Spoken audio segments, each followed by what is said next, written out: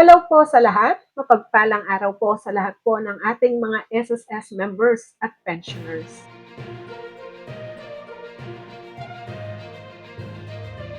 Sa video po na ito, ating pag-uusapan kung sino nga ba si Survivor Spouse Pensioner at ano-ano ang mga benefits na pwede niyang makuha sa SSS. Ang Surviving Spouse Pensioner, siya ang legal wife na pumanaw na miyembro o pensioners.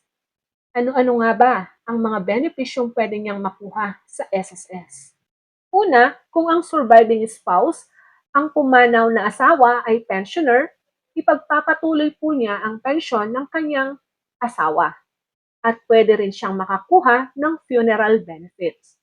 Pangalawa po, kung ang surviving spouse, ang kanyang pumanaw na asawa ay miyembro ng SSS at meron siyang hulog na at least 36 months contribution kay SSS, pwede siyang makatanggap ng monthly pension.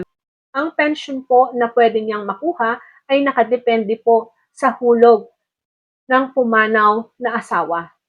Aside po sa monthly pension, pwede din siyang makakuha ng funeral benefits. Pangatlo, kung ang surviving spouse na ang kanyang pumanaw na asawa ay miyembro ng SSS at meron lang siyang below 36 months contribution kay SSS, ang kanyang makukuha ay lump sum. Sinabi nating lump sum, ito ay cash payment na ibinibigay ng isang bigayan lamang.